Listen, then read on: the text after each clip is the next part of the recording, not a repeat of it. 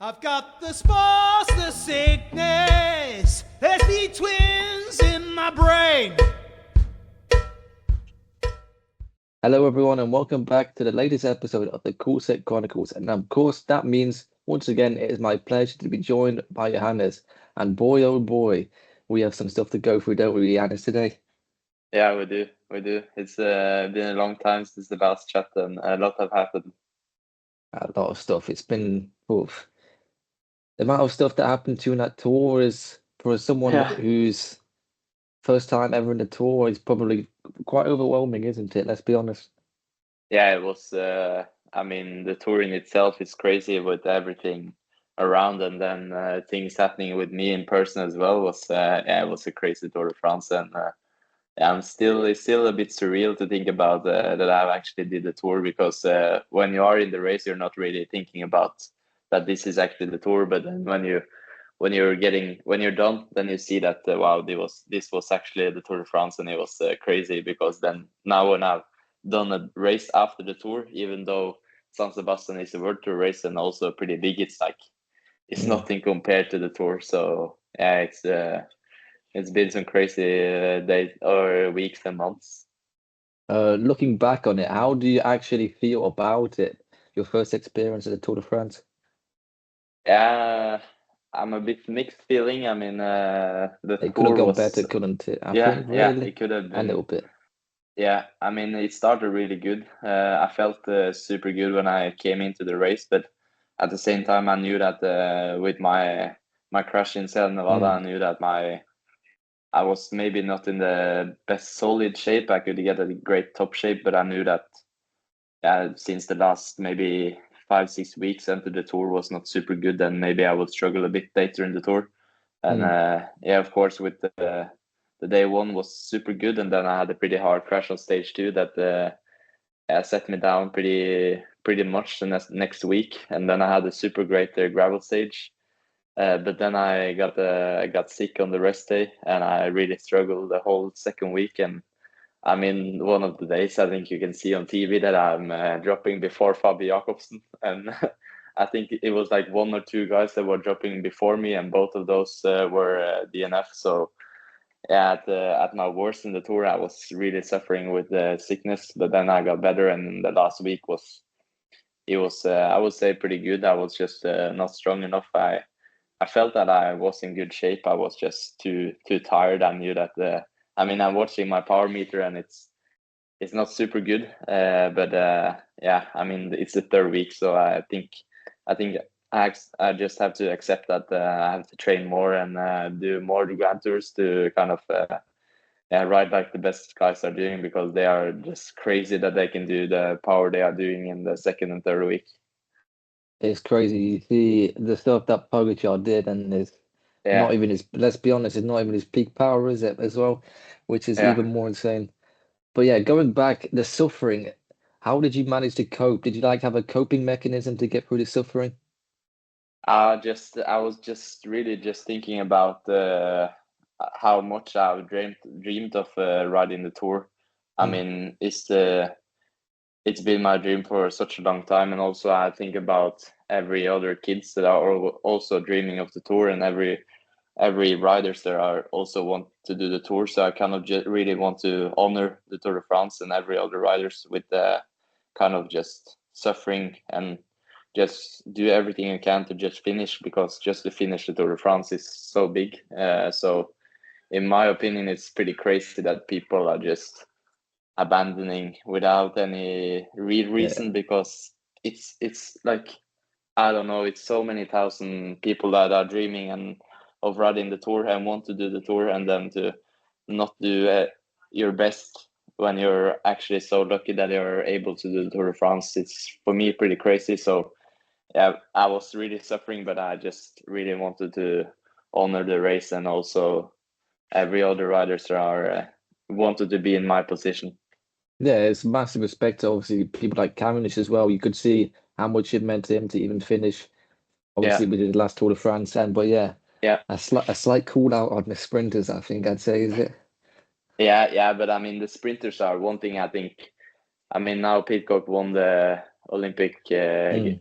I mean, so that's fair. I mean, he wanted to prepare more for that, but I think just in general, I think it's really weird that people are abandoning without like being super sick. But yeah, that's how it is. I will never abandon unless I have to. So I always wanted to. I was before the stages. I was always thinking that it's better to kind of get out of time limit like Fred Wright and not start. So Mm. I always wanted to try and then just see if I get through it, and then I got through it, and then it's got better. So I'm super happy that I really tried all the way. How did it feel as well when you seen the like cowboy style thing you did with the bike and it kind of blew up? How do you feel with like all of the new kind of, would you say, recognition you're getting? You're getting a lot of serious recognition. I Yeah, see.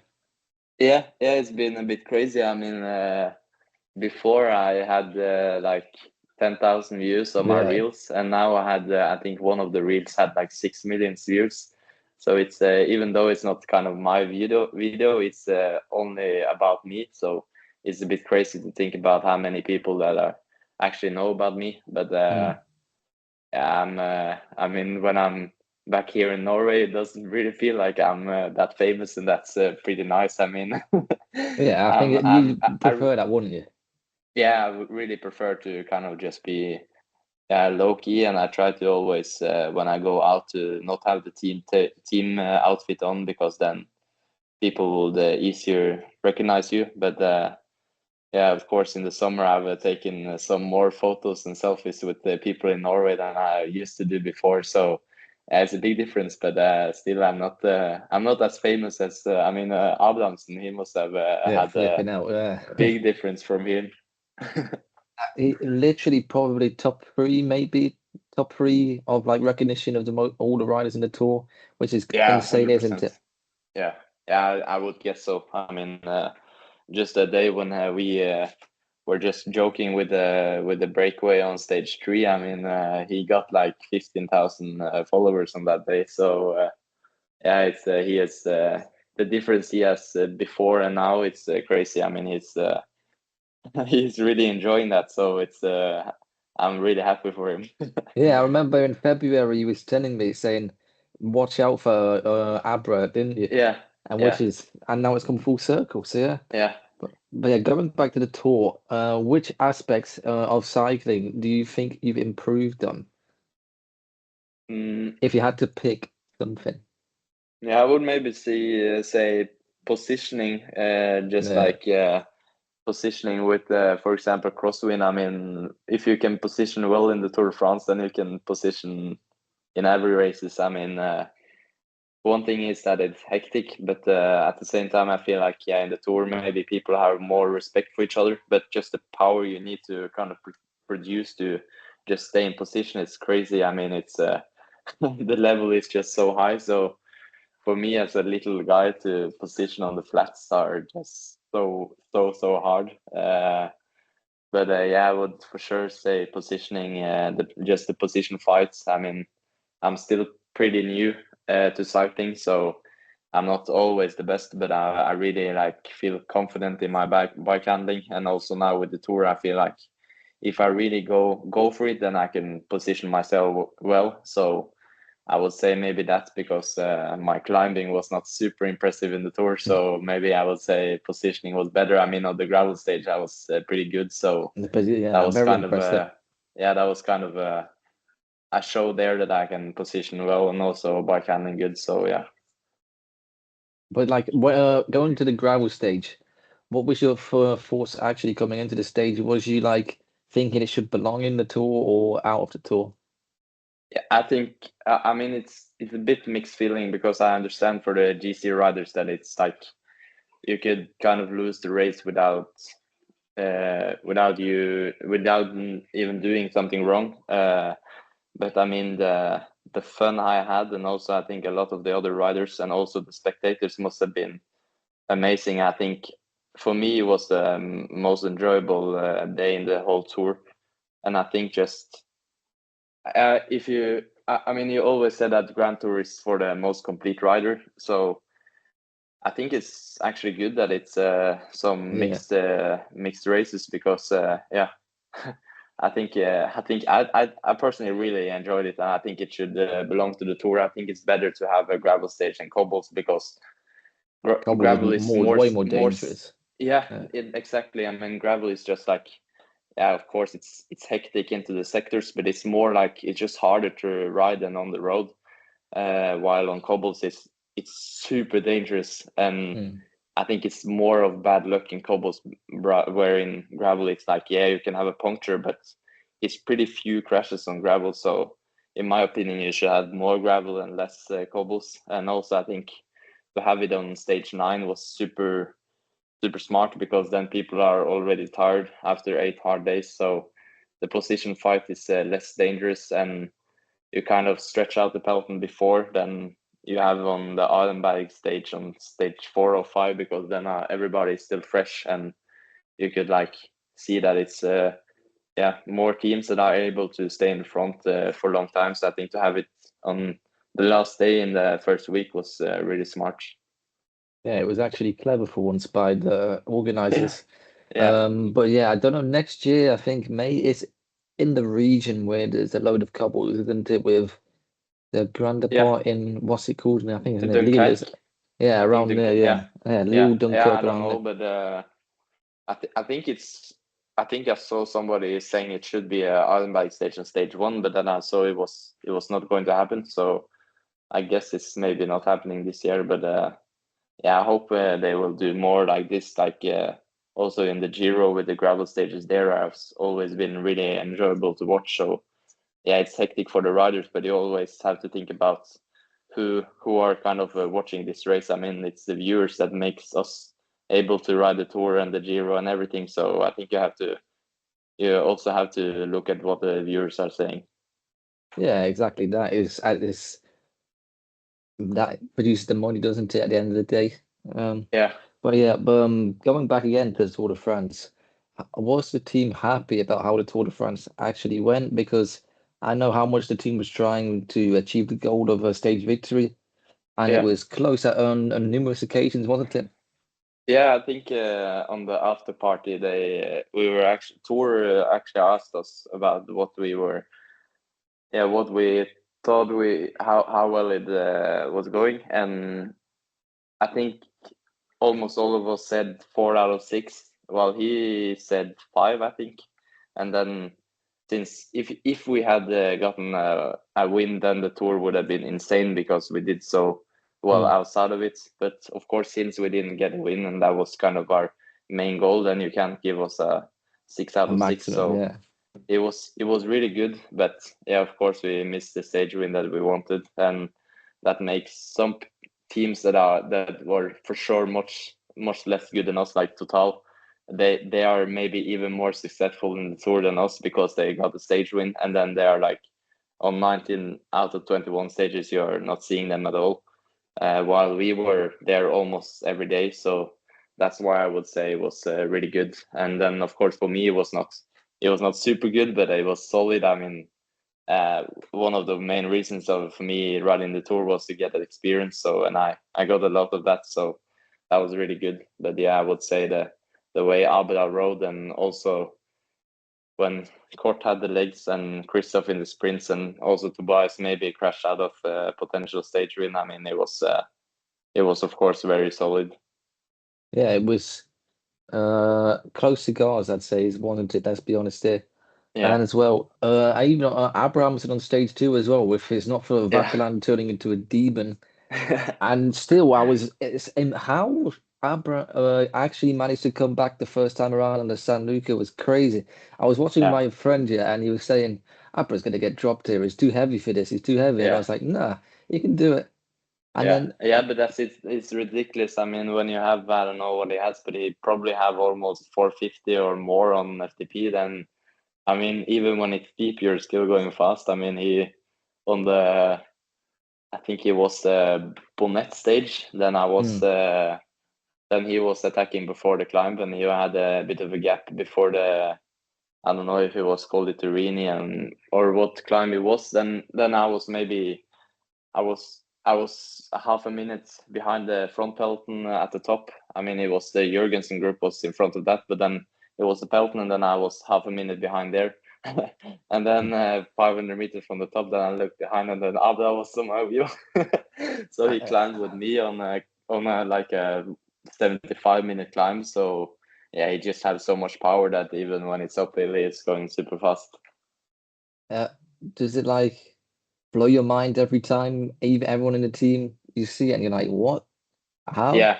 Yeah, for sure. I mean, but that's like that with other riders as well. I mean, for example, Stuyven on the stage after when he was in the break with Tobias, is just how can he do this? I mean, he's probably at least 75 kilo. I would guess 80, but he's super big and he's like climbing like crazy. So, but yeah, you've seen about Van Aert before how well he can climb. And yeah, I think that's maybe the thing that blew my mind the most in the tourists, how good everybody is. I mean, even the sprinters are like, they look so dumb on the TV.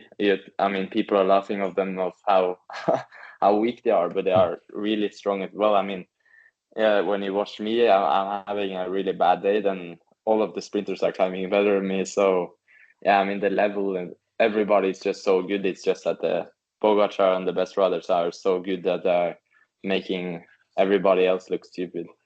Does it like in the team, do you like, what's the word? Do you like just admit he's better than everyone, don't you? And then, or what's the other word? Like, how do you feel though, seeing Pogacar keep being like a predator, really, isn't it? A predator, I Yeah, would say, just I racking up would the say victories. it's fascinating, but it's also a bit like, yeah, it's also frustrating because it's sometimes it feels impossible to reach that level, but you just have to do the job every day and hope you can get there. But I mean, for Tobias, when he is having great days, like maybe it was stage 415 when he was in the break with Carapaz and some others, and yeah, he's really riding for the stage win. And then Pogacar is just so much better that it's not really a hope. And also the same with the last stages when he said that he wouldn't go for it, and Sudal Quickstep are destroying the party with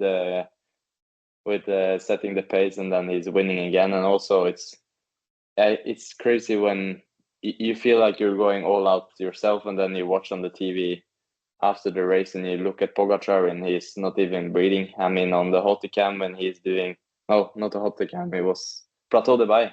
Plateau Yeah, de Bay, Plateau de he's Bite, yeah. doing almost 7 watt per kilo for 40 minutes, and that's what I'm doing for 15, maximum 20 minutes all out once with fresh legs. It And just saps you. he is doing it after 6 hours and in almost 40 degrees, and he's not even riding in his handlebars. He's sitting up and pouring water over his head. So it's a bit frustrating to see that he's so good, but also it's just he is really one of a kind. And I mean, to watch him is also, you just have to admire him and just enjoy it. Yeah, I know you're a big fan of his, so I don't think you Yeah. hate him one single bit, do you? No. So, as well, even Tobias in his interviews after the stages when I was in the live, obviously, and as he very gracious in the admitting about Pogacar as well, which is incredible, really. The team as well, the environment, it looks so friendly and positive, all within the team Yeah. in that tour. I was seeing Christoph doing his dance moves in the team bus before the thing. Yeah. That was funny. How was it like having him around you in that Yeah, tour? that was really, yeah, that was maybe the most surreal. I mean, I've always believed in myself and thinking that I would be riding the Tour de France. So that's one thing, but I mean, to do it with Christoph that's crazy, because he is really a person I've looked up to since I was really young. I mean, he's almost 20 years older than me. So when I was 10 years old and he won the San Remo, and then when I was 11, he won the Flanders. So to be on the bus with him and just be with him for 4 weeks straight was amazing. I mean, he's really alpha, but he is also super friendly, and you can learn a lot from him. He's so super chill, but he's also, when he's like concentrated, and he's really 100% focused. I mean, the determination he's had before the sprints are crazy. I mean, when he's crashing with 20k to go, I watched the crash. I was sitting behind him, and it was pretty hard crash. And he is like, okay, I would change bike, and then I'm 100% on again. And then he finished third on the stage. He's just, yeah, he's crazy. I mean, I don't know how talented he is, but like in his body, but in his head, he's for sure the most talented person in the world. I mean, yeah, he's just a machine in his head. He has just so much, yeah, just so motivated, and it's crazy with almost being 40 years old.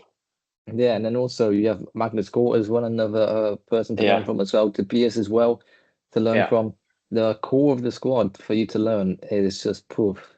And the yeah. potential now for the rest of your career with Grand Tours coming up as well. But yeah, I wanted to go on to Tudor Pro Cycling and your thoughts there because I know a lot of people have talked about it online, haven't they? With the Mark Hershey signing, who else had he signed? I can't Maybe remember Alaphilippe, maybe. if they got Alaphilippe. Yeah. Whoa, the wild card spot there. What's your thoughts on that? Because that's going to be Yeah, yeah, I think for looking. sure if they get Alaphilippe as well, and they have both Hirschi and Alaphilippe, then it's hard to not get the invitation. But Mm, I mean, if you see the squad depth, then it's still insane difference between us and Tudor. I mean, yeah, of course they have the big stars, but yeah, mm. we also have, in my opinion, I mean, of course now Hirschi I has also, I more also wins. believe it as well. Yeah, Yeah, yeah, but I mean, of course Hirschi has more wins than he's shown lots more than Tobias so far. But in my opinion, I really believe that Tobias is as talented as Mike Hirschi. So I still think that like you could just see next year. I don't know, but maybe Tobias will be better than Hirschi. And yeah. of course he might not be, but I mean the talent Tobias has, he might be better than almost everyone. So I mean that's one thing. And then you have Christoph and you have Corton. It's like, okay, who do Tudor had? I don't know. I don't think they have the same squad that as us. And also, even though they have the big stars, we also had the big stars. And then yeah, but of course I think Tudor looks really good. And then also if they will start sponsoring the tour, then it's going to be even harder for us to kind of be on top of them. But I think just the UCI points, you see really the big difference in the squad that our team is levels above them. And of course they have a good sponsor behind them, so they might get even better and better. But as it stands now, I'm pretty confident that we are the better team. But it's not us that decide that the wild card. Yeah, as well with the performance of the team in this year's tour as well. That's a big plus in the box, isn't it? As Yeah, well. But yeah, going back to Tobias as well. It's a shame with the injuries, isn't it? The injuries is really, if they were not there, he would have yeah, definitely have been on the big stage by now and shown himself because I think there's a lot of really untapped potential there, isn't there?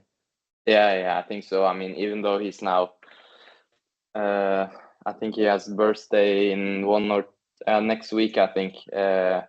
But yeah, he's turning 25, so he's not super young, but at the same time, it's still pretty young. I mean, he can for sure be on the top of the game for 7, 8 more years. And because of the injuries, he has not really unlocked his potential. Also, he's kind of younger than 24 since he has been so much away from the bike. Mm. So maybe in practical, he's maybe more like 22, 23 in his body because it's so much left. So I think I really believe in him. I mean, I race with him a lot and also train with him, and I know his potential. And sometimes it's just mind blowing how much power he has. He just really have to kind of. I think if he gets out his full potential once, then he will just start getting more and more wins and great results. So I think he will be super good. Yeah, I remember interviewing after Mallorca Challenge races Yeah, with Dieter and Yves, and he's just such a friendly guy, isn't he? yeah, Looks a friendly, happy guy, and he deserves a lot of credit for sticking on with cycling after everything he went through. yeah, But yeah, we're going to go back again to the tour again, and we have some data questions from Mr. Dieter Lewis. Are you ready? yeah. What is your resting heart rate now? Has it changed since the start of the Tour de France? Yeah, actually now it's still higher than usual. I think still my body is not 100% rested actually because before the tour I had between 38 and 42, and now I'm averaging more 45 to 48 still. Since after I got sick in the middle of the tour, then I was up to 65 resting heart rates, and then it's kind of gradually got down, but it's still higher than what it actually was before. And I've normally it's should have been opposite, that now it should have been lower than it was before the tour because you kind of are so well trained. But I think that shows that the body needs even more time to kind of get 100% again. But I think that's pretty interesting. But because I feel okay, but yeah, it's actually hard than what I was thinking it's going to be. Yeah, and then also whether you broke any of your power records during or now after the tour and your training after the tour. Not even close. Not I even mean, the close. tour. No, in the tour, I think the best one was. I think I had 5 minutes, maybe 10 or 15 watt lower than my peak, and that was maybe the closest. That was pretty good. That was actually pretty random because that was on stage 8 when Ada and Paulus and Biseger was on the front. Then behind the EF just smashed it with the whole team, and then I was sitting pretty far behind, so I had to go up the whole peloton to get to the front because I was supposed to be ready if it what's going to be any breakaway. So there I go, almost 5 minutes all out. So that was at the best peak I had in the tour, but it was still a bit lower than my all-time peak. So yeah, except from that, I had maybe a 20-minute power on the stage 20 was like also 25 watt lower than the peak. So I was thinking on the stage 1 that okay, I'm going to set a lot of peak in this tour because I felt really good, but then after the crash and also the sickness, I was struggling. And then in the week 3 was I was not really thinking before the tour that with this being my first grand tour that I was able to do peak power now. So yeah, and then now after the tour I've not done any real tested, but maybe in the weekend or next week I could set some new peaks in Deutschland tour. That would be nice. I feel like I'm capable of it, but I'm just holding it a bit to get it in the races, except instead of the training, because before I've always set the peak on training, and you want to set it in the race. So yeah, we will see. Yeah. You mentioned there Deutschland tour. Is that going to be your next race? Yeah, it is. The parkour of that, I've not seen that at all. All I know is playing on Pro Cycling Manager. Other than that, but yeah, I think if it's like that, which it is, because it's the same parkour as last year and things like that, I think that suits you. I think a bit Yeah, punchy kind of I would things. say it suits me really good. I mean, even though I want to be a climber, I still feel like my hilly, like my capacity in the hills are better, and in the mountains, I think like 3 to 10 minutes is maybe my best ability now. So Deutschland Tour suits me good, and we have a super good team. So I mean, we have both Tobias and Christoph, so we're kind of ready for everything. So I guess my job will just to be with Tobias as much as possible and try and be in the front with him and attack if you want, and then hold it a bit if Christoph wants to sprint. And then what is going to be the rest of your calendar for the rest of the year, do you think? Or is it not really planned out? Yeah, it's planned. So I will have a 3-week training block-ish after Deutschland Tour, and then I will do Luxembourg as last year. That was last year. I was, I mean, we had Tobias there, so then I was fully support All for in him. for But him, this yeah. year he's doing the Canada races, so I'm kind of in this year I've probably, I don't know, we're going for GC or stages, but there I probably have a free role or a captain. And then after that, it's the Italia races with Gran Piemonte, and then Lombardia, and then the Veneto races, the gravel races last week. So yeah, four races in Italy at the end. Yeah, Will you be participating in the under-23 Worlds or not?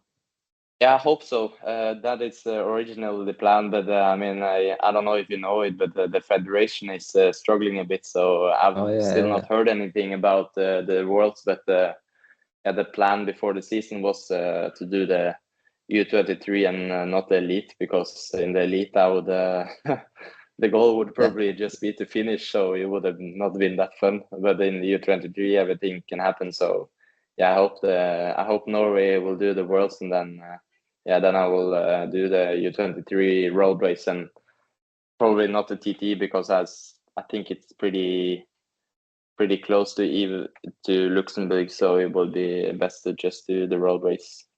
Yeah, as well.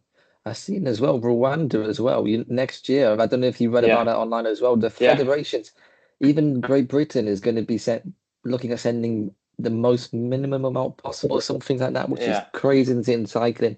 Really, yeah. It the is. UCI should pay in like some subsidies and things like that. But Yeah, yeah, we're going to go back again, finally, into the Tour de France again. Um, Seeing the things online of your father and how he's your number one supporter, really, I think, isn't he, along with your now fiance. Well, what does it mean to you to have your dad there roadside every single time? This must be cool. It must spur you yeah, on. yeah. It's amazing. I mean, he's also a really low key guy, so he's kind of staying away and not being. It's not any stress to have him there. Like, and he's not expecting me to talk with him before and after every stages. But if I want, then he is always there, and that's super nice. I mean, when Andrea died in the first week of the tour in Mm, Austria, then I really did not want to race anymore, because even though we were not super close, since I didn't know him that well. It's a really small community to be professional in Norway. So that was really tough to have my dad there, and also just a hug before and after the stage 9 was amazing. I mean, that was my best day in the tour, was the day after, which is pretty crazy, but yeah, he really helped me through everything, and also when I was sick, he was always motivating me, and yeah, just kind of in some way taking care of me mentally, because it's not always easy to talk about everything in the team, but he is always there to talk with. So yeah, that was the fact that he was there the whole Tour de France. It's pretty crazy for me. I mean, he used his whole summer vacation with me in the Tour de France, and he maybe saw me 2 minutes on average every day, and he still did everything just to be there for me. Which was, yeah, it really means a lot. And yeah, I don't expect him to be on the Tour de France 3 weeks every year, but just to know that yeah, he will really do everything for me. It's just, yeah, I just I'm really happy for that, and really want to give something back at one point. yeah, he was like a fan, wasn't he? I remember watching Yeah, his Instagram story. He'd literally just be with all the massive crowd just videoing you yeah, yeah. and you going I think he past. really enjoyed it. Yeah, Yeah, and then also I seen him climbing all the climbs as well before the race, yeah, which is kind of cool to see. yeah, So yeah, Vegor is a very lovely guy, it seems. yeah. And then we're gonna go again back to the rest of the season. Um, what is the main goal you really want to achieve for the rest of the season?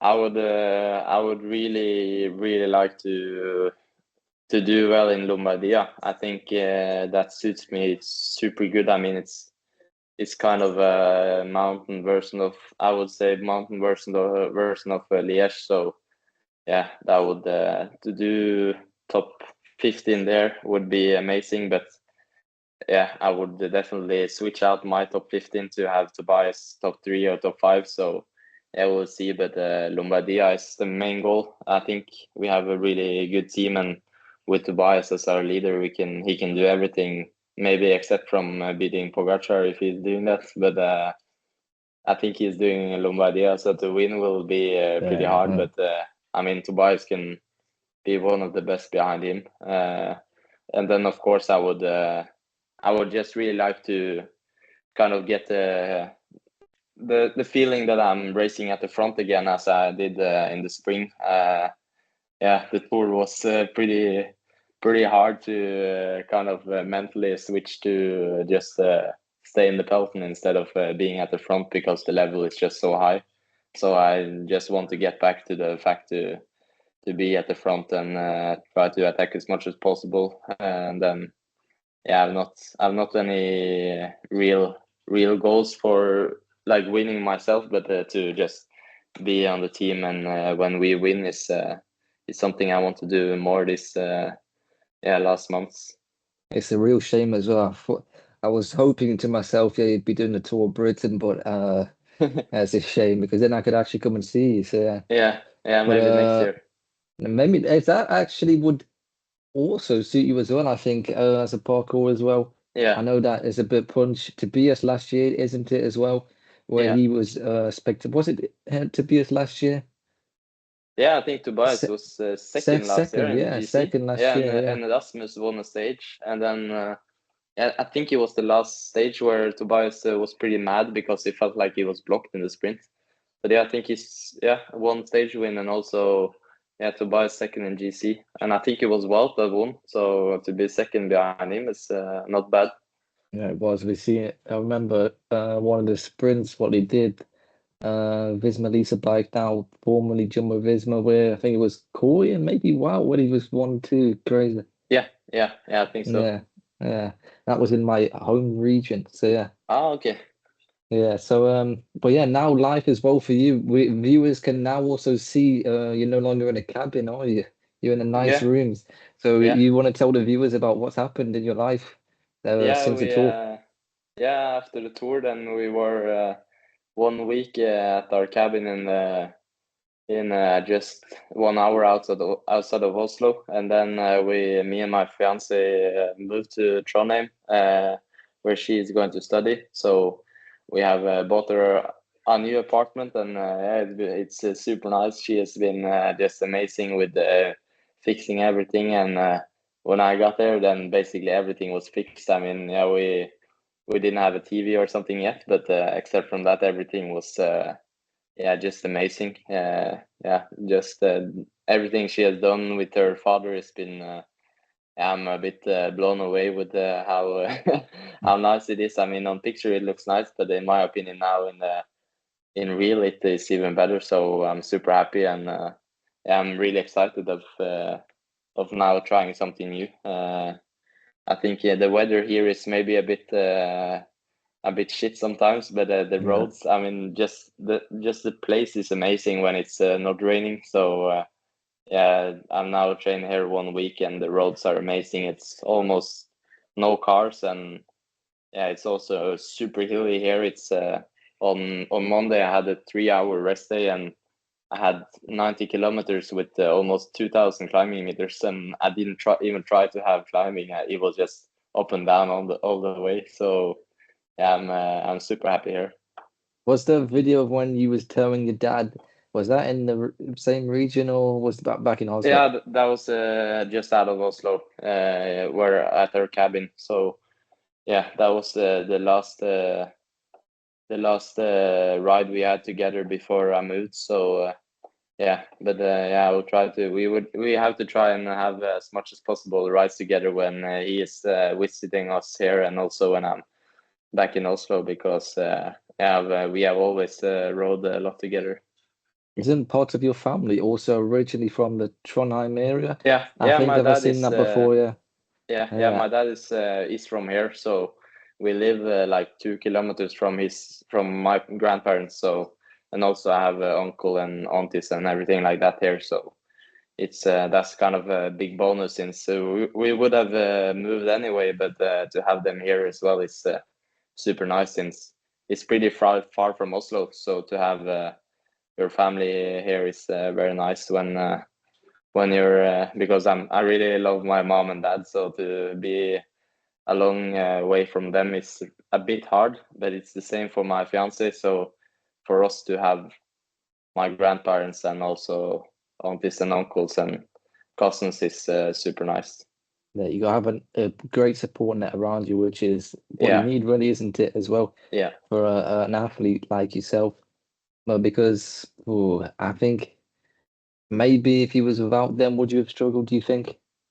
yeah. I think so. But yeah, I don't know. It would have been a bit different, but I think with my fiance it would have been okay anyway. But Yeah, exactly yeah, I that. would. It was a bit emotional to leave my mom and dad because they are really my they are always been there for me. But yeah, my fiance is also kind of everything for me. So yeah, it's yeah, I was never in doubt if I was going to move with her or with her or not. So yeah, it's you always have your parents if you need them as well. So Exactly that. They're not far away. Well, they kind of are far away a yeah, bit.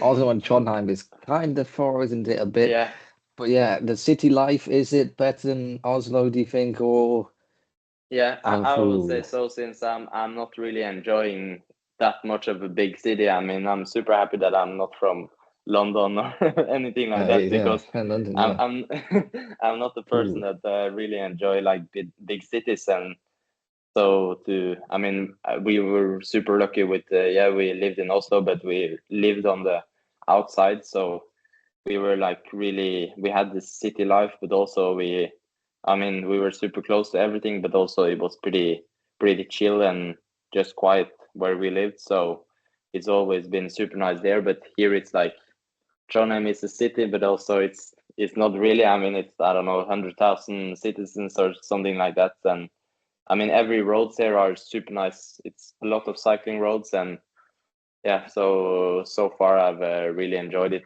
We live yeah, some kilometers from the center, but it's super quiet here, and yeah, I really enjoy it. that's what you need really as well. The hilly roads around you if you're Yeah, training.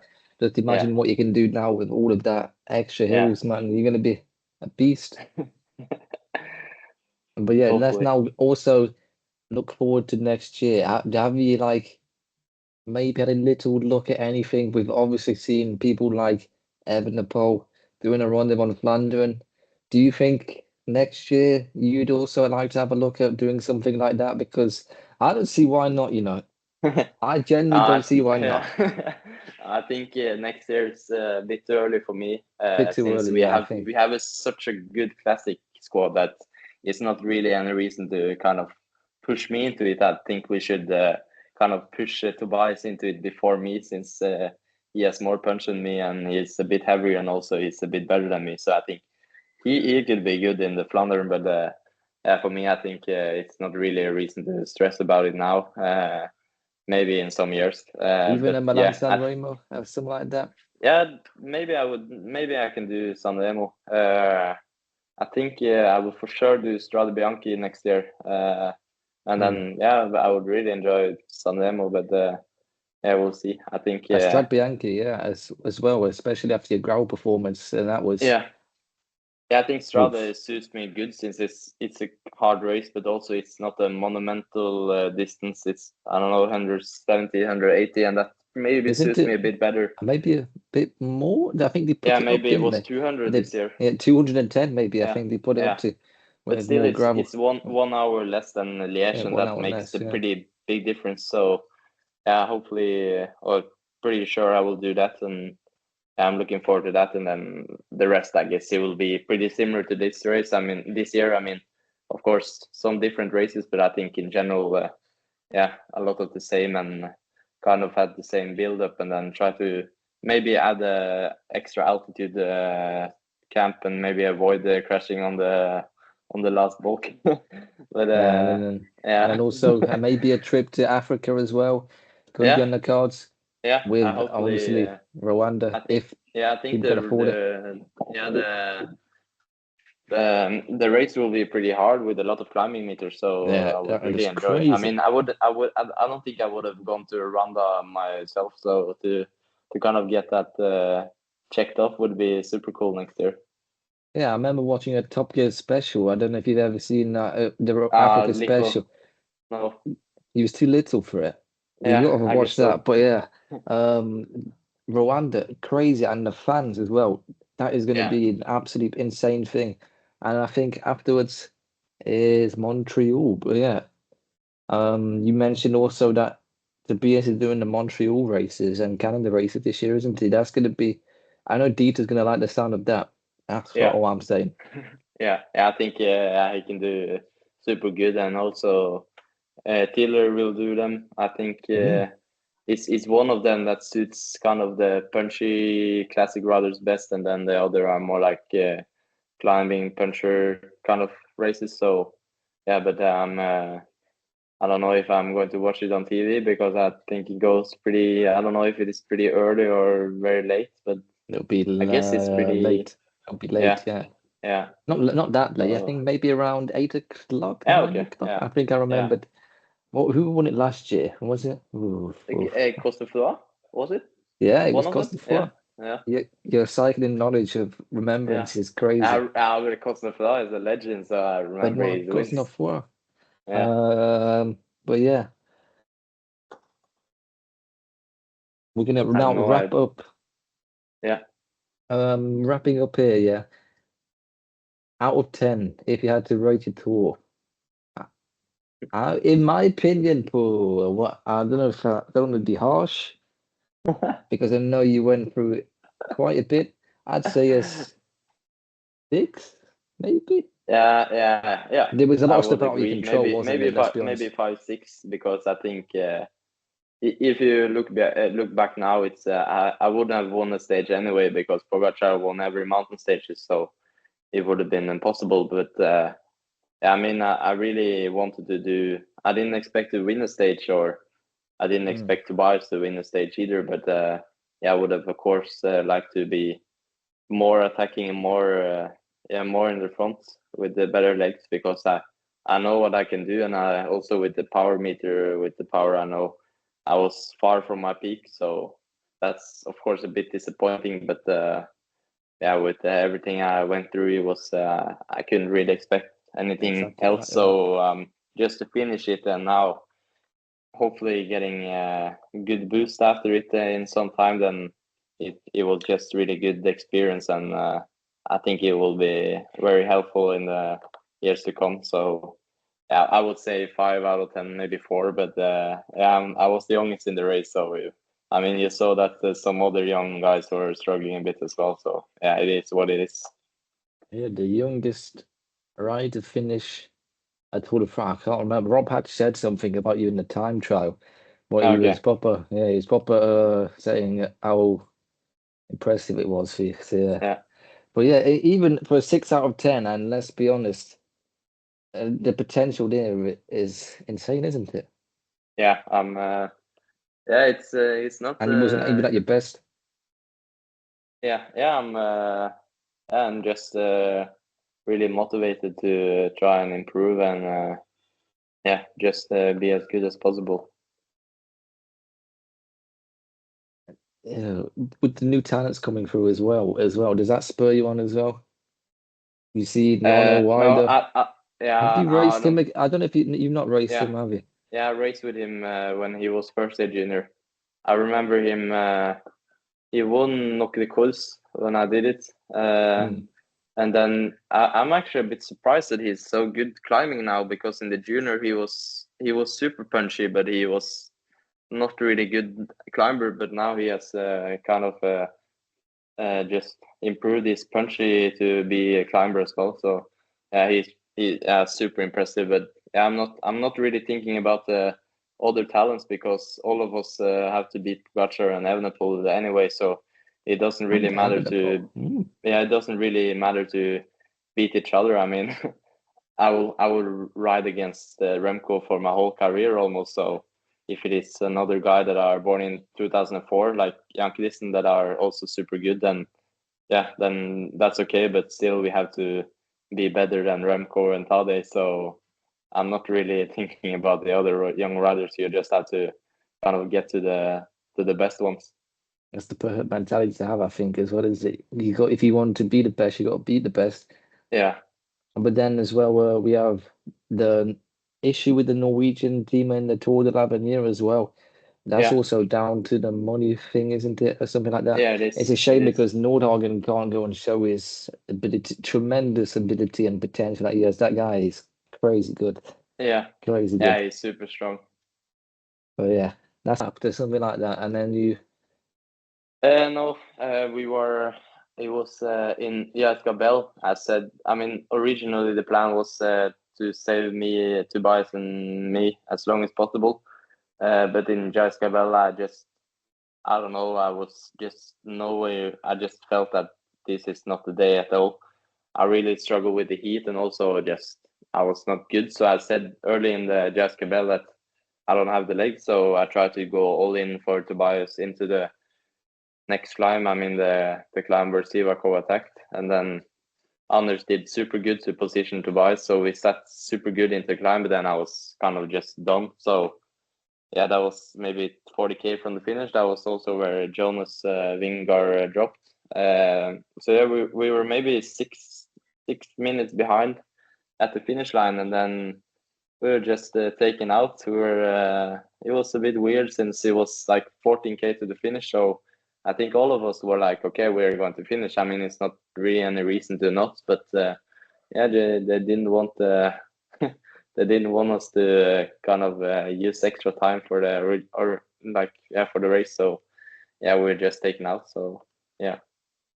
it's a bit harsh, isn't it? Let's be Yeah, it honest as was well. super harsh. I was super surprised. I was like, I just took a gel just to get up the last climb, and then it was we were not allowed to finish. So I think that's a bit shit, but yeah, it doesn't matter too much. I think he needed more than a gel to finish that last climb of what it was. Jesus Christ, it was like a flipping, Yeah, like a vertical it wall. was crazy. We did it twice on the pre-race ride, and I said then this is 2 times too much. I mean, we should have just saved it for the race because that climb just emptied you completely. I did 400 watts for 5 minutes just to get up to the top, and then I averaged like 7 kilometers per hour for 5 minutes. So it was that climb is the craziest I've ever done. And yeah, I saw that the KOM on the climb was actually taking. I think it was Paulus on the pre-race ride, and then no one in the race were able to take it in the race. So yeah, that just showed I think how hard it was in the with the heat and everything in the race. Yeah, oof. I think it's like the Basque version of the Koppenberg. I'm surprised no one actually got off the bike to go and run Yeah, up it, I was thinking that okay, in this gruppetto, for sure we are going to walk because this is, I mean, 400 watts on 6-7k an hour. Then if you do 350, then you're like down to 4k an hour, and then you're barely getting up the hill. So then you can walk as fast as you're riding. flipping absolutely insane. But yeah, San Sebastian out of 10 as well. We did the tour out of 10. What do you think, San Sebastian? That was three out of 10 maybe, since Tobias was in great position in that second last climb, but yeah, I was not good enough, even close. But yeah, the race. I mean, the race. There were just that race is 10 out of 10. It's beautiful. The scenery is magical, and also the climbs are super nice. The road surfaces are very nice. It's really smooth to be in Baskeland. So yeah, the race is 10 out of 10, and then my race was 2 out of 10, 3 out of 10. Even I think that's cutting it a bit there.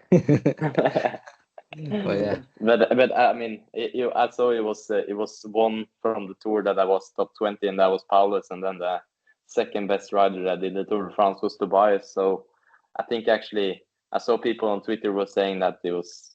I mean, before it's been 1 week after, and now it was 3 week after. But I think maybe 3 week is worse than 1 week, because yeah. when it's 1 week after, then you still are kind of flying on the Tour de France shape, and then you just have rested up, and then you're ready to go. But now you have rested, and then you have started training again, and then your shape might go a bit up and down in the start. So I think that you could really see that on Saturday. Yeah, we've seen that as well with the 1 week thing, 2-ish weeks with Remco, didn't we, in the Yeah, Olympics, where yeah, he was able to carry that form, would you yeah, say?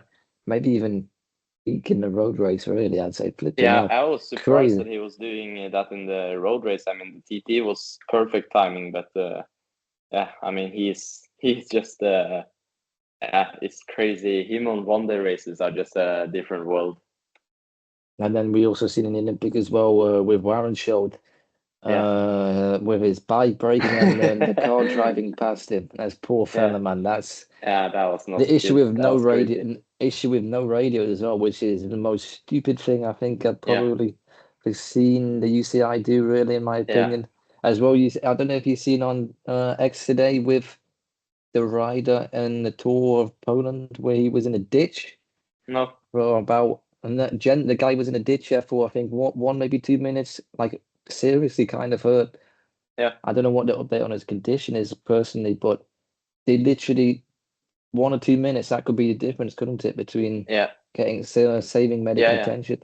It's crazy. yeah, yeah. I agree. It's I don't see a reason why they are not allowing team radio at it. I mean, even kind of a one-way communication would have helped a lot. Like if the rider can just tell the cars and then the car can not tell the riders, then that would help massively to if you have a puncture or have to change bike or something or crash. So yeah, I think they should really have allow the riders to talk to the cars at least. Yeah, and because it's all about safety at the end of the day, isn't it? Yeah, Let's be honest. yeah, But yeah, that's all we have time for, guys, on this special episode of reviewing the Tour de France and the San Sebastian Classic with Johannes. It's been my pleasure to be joined by him, and I hope everyone enjoyed it as well. But we will be catching up when next, Johannes, do you think? maybe after Luxembourg before the last races for the season. Yeah, I think that's a perfect way to end it all. And then also Yeah, maybe after Lombardia, I think as well is yeah. good for the If viewers I as well. win. If you win, but yeah, the viewers are gonna wish you good luck. But I'm sure they are. A lot of the Norwegian fan base is gonna be supporting you. Probably all of the Norwegian fan base, aren't they? But yeah, make Yeah, sure guys to hit the like button and subscribe on YouTube, and also follow the links in our link tree if you would like to donate to us. Thank you. Bye bye. I've got the spots, the sickness. There's the twins in my brain.